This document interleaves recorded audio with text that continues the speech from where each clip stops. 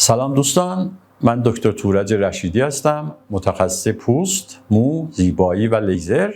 امروز میخوام در مورد بیماری‌های مو و ریزش مو به عنوان پزشک ویژه کانال دکتر 724 در خدمتتون باشم. امیدوارم مفید باشه. دوستان، ریزش مو خیلی پدیده‌ای که شکایات زیادی ازش میشه. خیلی مراجعه میکنن به ما و در کل دنیا یک صنعت بسیار بزرگیه که در مورد ریزش مو و فرآورده‌های مربوط به اون فعالیت میکنن. خب ساده ترین سوالی که به نظر میرسه اینه که میگن خب مو چرا میریزه؟ باید یه مقدار در مورد این بیشتر صحبت کنیم براتون. ریزش مو ممکنه به طور کلی در اثر اتفاقات باشه، یعنی اصطلاحاً میگن حالات فیزیکی باشه. خب شما دیدید حتما یه نفر موهای سرش سوخته و همراه با اون سوختگی بافت اسکار ایجاد شده و کلا موهای اون ناحیه از بین رفته.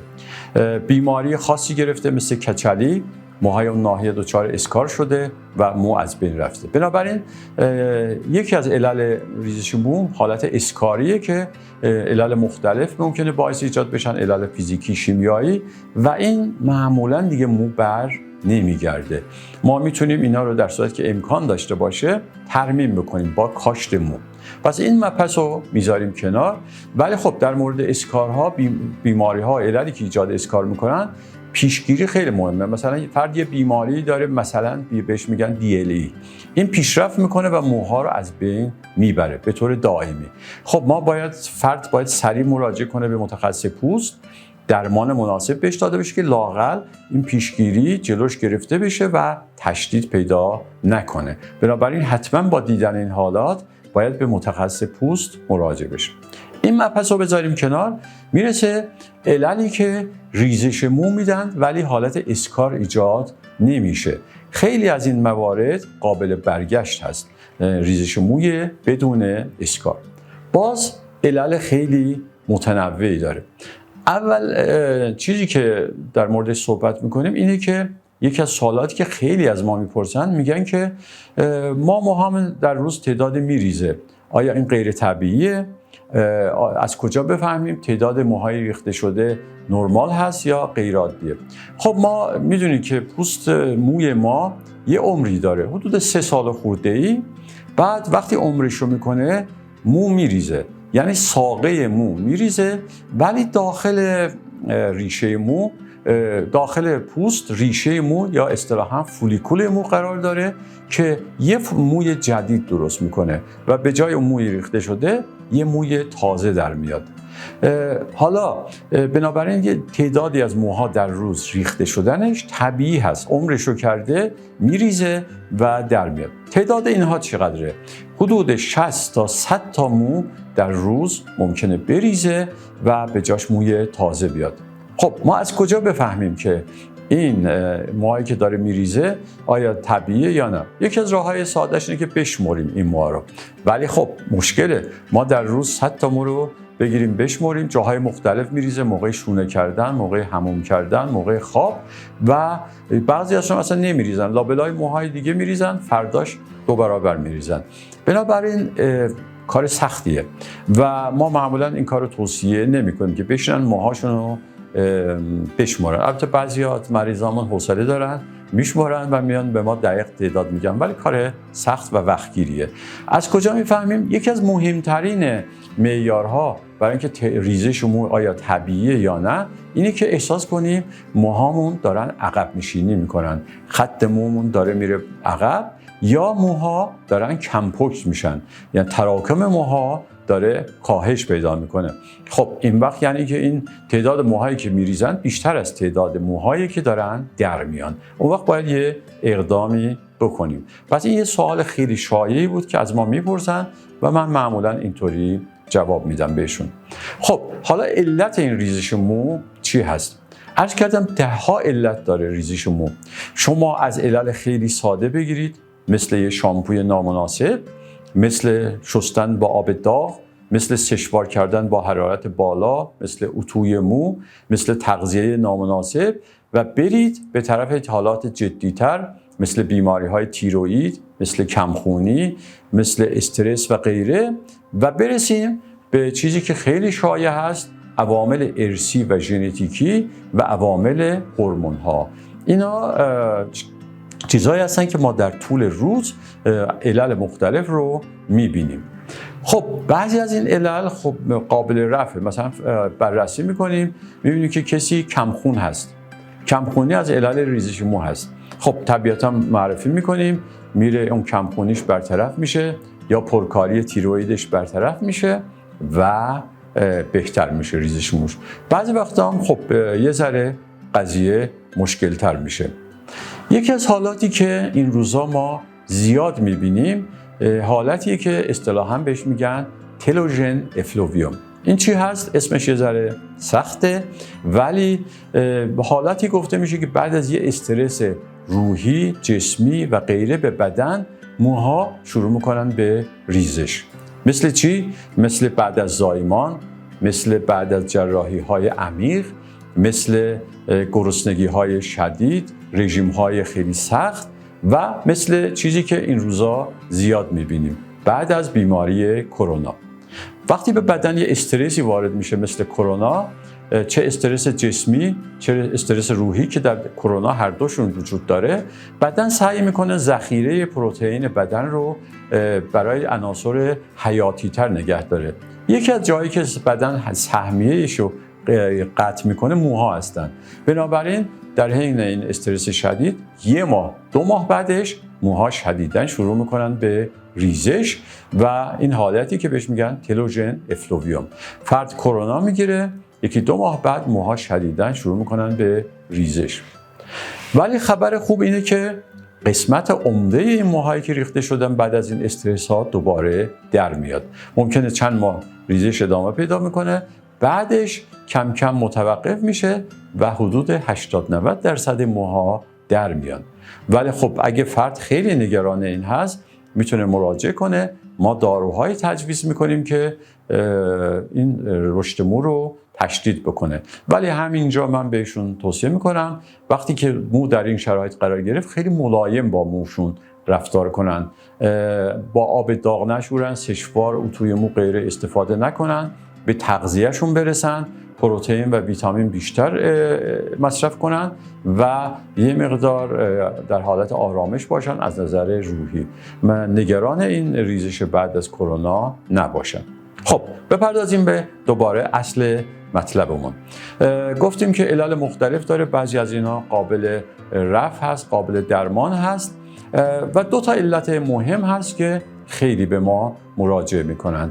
یکی علل هورمونی هست. ما در بدنمون هورمون‌های آندروژن داریم که بعد از بلوغ ترشح میشه. در آقایون سطحش بالاتر هست، در خانم‌ها سطحش پایین‌تر است که مهمترینشون تستوسترون و فرم فعال اون هست که به اسم دیهیدرو اپی آندروسترون سولفات گفته میشه. این فرم فعال تستوسترون هست. در بدن خانم‌ها یه مقدار کمتری وجود داره، ولی بعضی وقتا به عللی که علتش خیلی مشخص نیست، ما میگیم علت اولیه، این هورمون بالا میره و شروع میکنه به علائمی که مثل آقایون موها شروع میکنن به ریزش. در خانم‌ها این حالت نسبتاً زیاد دیده میشه، موها ریزش پیدا میکنن و ما بررسی میکنیم. گاهی وقتا این هورمون رو بالا نشون میده، گاهی وقتا هم هورمون سطحش طبیعی دیده میشه، ولی علائم تاسی مردانه رو در اون خانم میبینیم که به علت بیش از اندازه فعال بودن محلیه که هورمون میره روی سلول میشینه و اثر میکنه. خب طبیعتاً وقتی مشکل هورمونی هست ما هم چیکار میکنیم؟ دارویی میدیم که سطح این هورمون آندروژن رو پایین میاره و مقدار زیادی از این مشکلات حل میشه. احتیاج به درمان نسبتاً بالا داره. خب و یکی از شایع‌ترین علت‌های مراجعه به ما به خاطر ریزش مو تاسی موی ژنتیکی با الگوی مردانه است که یکی از اصطلاحات شایعش همینه، ریزش مو با الگوی مردانه. بعد بعضی وقتا میگن ریزش موی آندروژنیک و بعضی وقتا به حالت خیلی ساده میگن تاسی مردانه. خب این باز ثابت شده که علت این تاسی کاملا ژنتیکی است، ارثی هست. اگه یکی از والدین یا فامیلش این حالت رو داشته باشه، احتمال اینکه در پسرشون هم دیده بشه زیاد هست. اگه هر دو طرف داشته باشه خب بدشانسی آورده و خیلی شدیدتر هست این حالت. بعضیا این یه نکته جالبی رو بگم، بعضیا فکر میکنن حتما این ژن باید از طرف پدر بیاد، در حالی که اشتباهه. ژن 50% ممکن از مادر به آدم برسه این تاسی از طرف مادر، 50% از طرف پدر. و ما همیشه مشکل داریم، میگه آقا من پدرم، عموم، همشون ماهاشون خوبه، در حالی که داییاشون تاس هستن، پدر بزرگ مادری تاس هست و این ممکنه از اون ور منتقل بشه. پس ژن نقش خیلی مهمی داره این در مورد. ژن روی ترشح آندروژن ها اثر میذاره، آندروژن ها میان و در ریشه مو اثر میکنن، باعث میشن موها نازک بشن. یکی از اولین علائم تاسی مردانه نازک شدن موها هست. ما خیلی از افراد دارن میگن که ما ریزش مو رو نمیبینیم، نمیدونیم چرا تاس میشه، سرمون کم میشه، اصلا موهامون نمیریزه. علتش همینه که عرض میکنم موها نازک میشن، کم رنگ میشن و وقتی میریزن شما این مو رو نمیبینید. در نتیجه فرد احساس میکنه داره خط موش عقب میره و داره موها کم پشتر میشن. بنابراین این تاسی مردانه نسبتا شایع هست، خیلی مراجعه میکنن به ما و خب چیکار بکنن اینو؟ یکم در مورد سنش. سن تاسی از هر سنی ممکنه شروع بشه، بسته به شدت ژنی داره که فرد حاملشه. ممکنه حتی از 16-17 سالگی تاسی شروع بشه. و یه سوال دیگه هم از ما میپرسن، میگن تاسی کی متوقف میشه؟ خیلی‌ها معتقدن که توی سن خاصی مثل 30 سال، 35 سال، 40 سال تاسی متوقف خواهد شد. میگن تا این سن شروع صبر میکنیم بعد میکاریم. اشتباهه. این تاسی هیچ وقت متوقف نمیشه. هر چقدر سن ما بالاتر میره ریزش مو ادامه پیدا میکنه و هر در سنین بالا معمولا این ریزش خیلی بیشتر خودش رو نشون میده. پس این هم یه نکته‌ایه که اکثرا در موردش اشتباه صحبت میشه. خب طبیعیه که فرد مراجعه میکنه به ما و ما هم طبیعتاً دارو شروع میکنیم.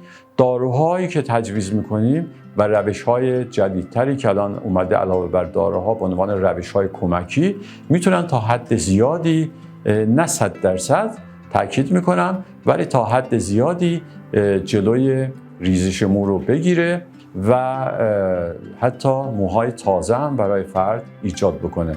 این روش‌ها شامل داروها هستند، شامل PRP هست که پلاسمای خون خودش فرد رو بهش تزریق میکنیم و در نهایت اگه لازم بود کاشت مو.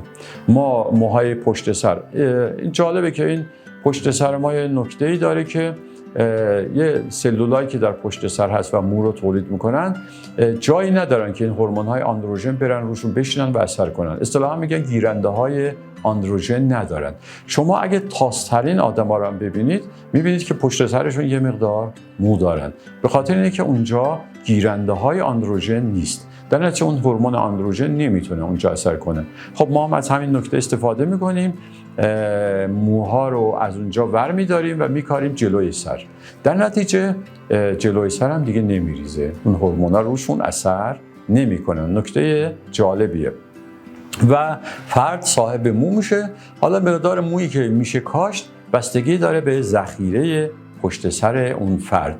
ولی یه نکته خیلی مهمی هم اینجا اشاره کنم، اکثرا اینو به غلط توضیح میدم برای افراد، اینه که بعد از کاشت هم باید دارو مصرف کنه که اون موهایی که قبلا خودش داشت، قبل از کاشت داشت، اونها رو براشون نگه داریم، چون ژن تاسی داره برای خودش اثر میکنه، هی میخواد موها رو بریزه.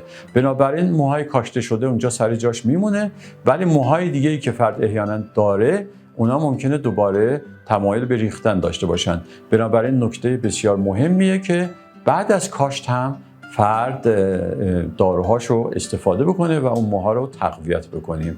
بنابراین خب کاشت مو هم که میدونین، این الان خب همه اکثرا میدونن، ما روش‌های جراحی داریم و غیر جراحی که ما بیشتر در کلینیکمون از روش‌های غیر جراحی به اصطلاح FIT استفاده میکنیم و معمولا هم نتایج خیلی خوبی داریم. این مختصری بود در مورد علل ریزش مو. انشالله اگه فرصت شد در مبحث‌های دیگه در مورد تک تک این علت‌ها با جزئیات بیشتری براتون صحبت می‌کنیم. امیدوارم که مفید بوده باشه براتون. ممنونم.